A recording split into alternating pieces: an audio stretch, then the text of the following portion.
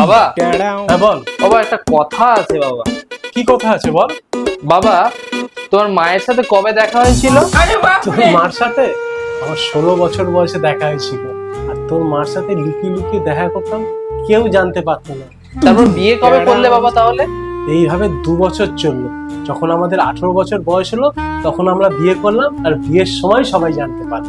বাবা যখন তুমি বিয়ে করলে আমি বললাম তখন তোমার মাইনে কত ছিল?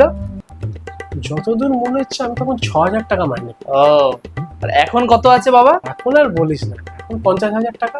কেন হঠাৎ এরকম কথা জিজ্ঞাসা করছিস? তুমি আমাকে হাত খরচা দিতে শুরু করেছিলে 100 টাকা দিয়ে, তুমি আজকেও আমাকে 100 টাকায় দিয়ে যাচ্ছ। এটা কিরম বাবা? জিনিসপত্রের তো দাম বাড়ছে নাকি? আমারও গার্লফ্রেন্ড আছে, খরচ আছে। ধরার জন্য বাবা দাঁড়াও, আরেকটা কথা, তুমি তো 18 বছর বয়সে বিয়ে করেছো, আমার 22 বছর, আমি কি বিয়ে করবো না? কি করছে তাড়াতাড়ি সাবস্ক্রাইব করে দাও আর লাইক শেয়ারও করে দাও, কমেন্ট তো করবেই।